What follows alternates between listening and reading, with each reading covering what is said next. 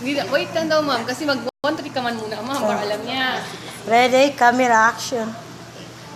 Good afternoon po. Si Ludy de Gracia po ako, Mindanao Star. Yung mga programa po, lumalabas po sa newspaper and Central.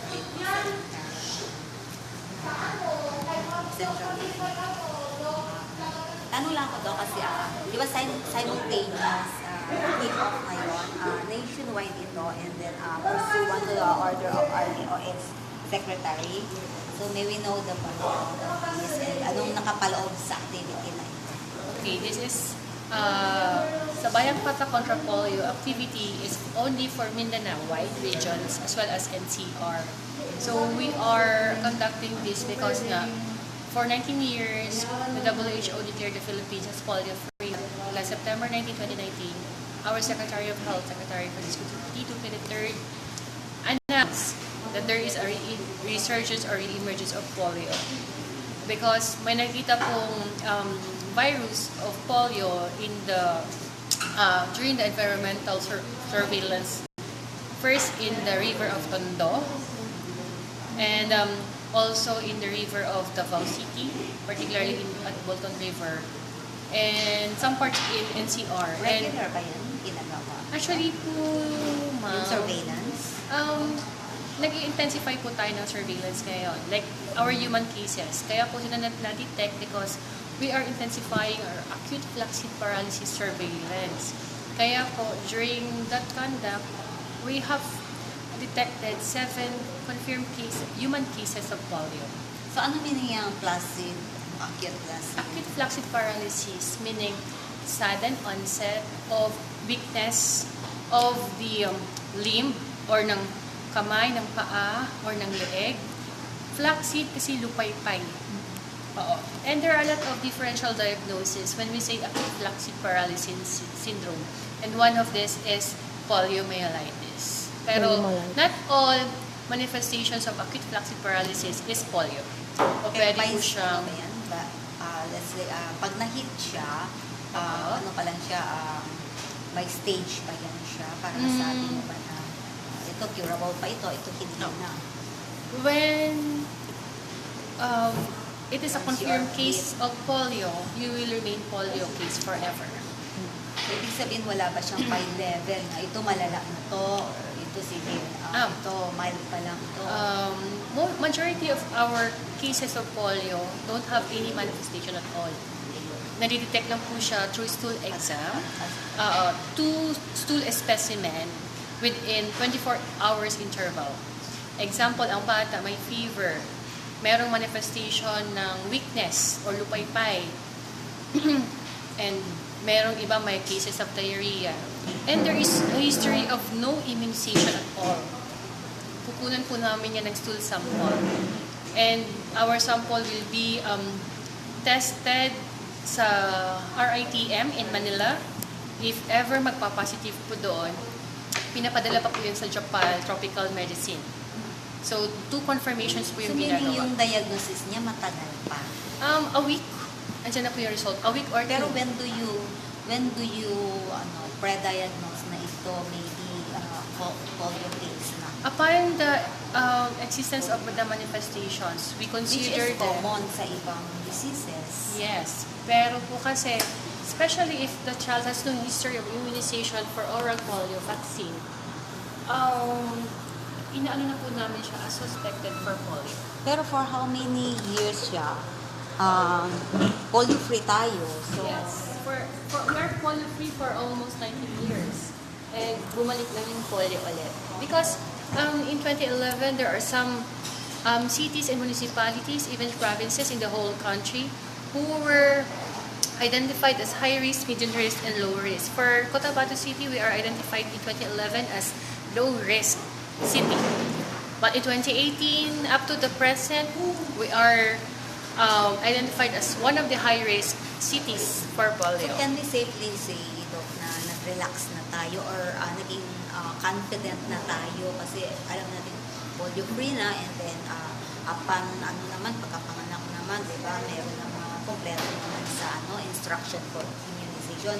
So are we safe to conclude na talagang malaki talaga yung kinalaman ng yung issue of the infection? The issue of Linvaxia, some of the percentage is because of the Linvaxia issue, because there is a vaccine hesitancy among our parents. But that is not only the issue here. Some of the issues are the environmental sanitation. Marami pa rin po mga tao ang ginagamit ang ilog bilang CR. Doon na naliligo. So, kaya po meron po tayo positive environmental surveillance confirm sa mga ilog po natin. So yung yung napunta sa ilog, yung virus, saan galing? Usually po kasi, the virus, yung tao ang kanyang carrier or ang host. Pag yung tao may virus sa tiyan at dumumi, yun po yung magkakos ng transmission. So sa tao mismo yung Fecal. Yes. Fecal oral route po kasi transmission niya. Pag yung tao nagpupo at example, nakipaglaro sa batang shedder or the carrier of the virus, makikipaglaro siya, syempre magugutom yung bata, kakain without even washing hands. And that another child is not immunized or is not completely immunized. O pwedeng So mag-shed. maybe know the other mode of transmission. Contagious siya. The major mode of transmission po talaga is the fecal oral route. So, yan po talaga. From pupo na nakain, na na-ingest ng taong hindi rin bakunado. That is the major transmission po talaga niya. So, And kaya- only man could transmit it into another man, another person. Wala pong man to animal, wala pong ganun. So human pests siya. Yes po. Especially for those na meron pong na-shedder po, meaning meron pong poliovirus sa kanilang So what about the polio? Kung i-eradicate yung virus itself, wala bang man? I-eradicate siya, the virus itself. Actually, what we are doing now is eradication of the virus. Pero not aside from the immunization. Yes, but So, ano yung proseso? but the major thing to eradicate polio is really it's really through immunization. So ano na lang po 'yon? Bale parang other factors na lang po 'yon to eradicate. So if bakunado lahat ng tao, lahat ng batang under 5 years old, even po madumi yung kanyang paligid, hindi po mag-spread ang polio. So we are encouraging everyone po talaga na na pabakunahan yung mga anak. Actually po, kailangan po ang isang bata, when he reach 1 year old, dapat po meron na siyang 3 doses of oral polio vaccine and 1 dose of inactivated polio vaccine, which is injectable. At age of 3.5 months old ang bata, kompleto na po dapat siya ng 3 doses ng oral and yung 1 dose So of. halimbawa hindi niya na kompleto. Yan po yung nangyayari sa ating mga cases. We have one case who only have 2 doses of polio vaccine. So, hindi siya completely immune or completely protected with the polio. So halimbawa malalaki na sila, ang target ngayon is yung Under 5. Under 5. Below 5 years old po talaga. 59 Kung alam months. niya na hindi siya kompleto, ano yung pupunta siya ngayon sa mga private doctors? Actually po ma'am, this vaccine that we are giving, this is given to us by the WHO through the UNICEF for free. So wala po siya sa mga private clinics. What we have now is we top some private pediatricians and hospitals to help us to augment na mabigyan po lahat ng bata. But after this 2 weeks round, wala po siyang available sa market. Kasi merong directive raw ngayon sa hindi ka makalabas ng bansa, Yes. wala kang ILP, Yes, the immunization card. How about yung, yes, magandang hapon po ma'am. Ako po si Patak Kontra Polio from DXII 107.5 Plus FM Radyo Pilipinas. Since ngayong araw ay Sabayang Patak Kontra Polio sa buong Mindanao, ang una ko pong katanungan, how safe and effective itong ginagawa po ninyo sa buong Mindanao? So you mean the vaccine? About polio You mean the vaccine? Yeah. This vaccine Vaccine. is proven safe and effective, and it's used for more than 18 million children for almost 30 decades na po. Actually, this vaccine, this type 2 oral polio vaccine was eradicated in 2000. And we already have a shift in 2016 from trivalent to bivalent. So wala na po talaga tayong binibigay na type 2 vaccine. But yung mga cases po natin ngayon are vaccine-derived poliovirus type 2. Meaning, nag-mutate po yung virus. Kasi hindi po lahat ng bata previously was being immunized with oral polio vaccine.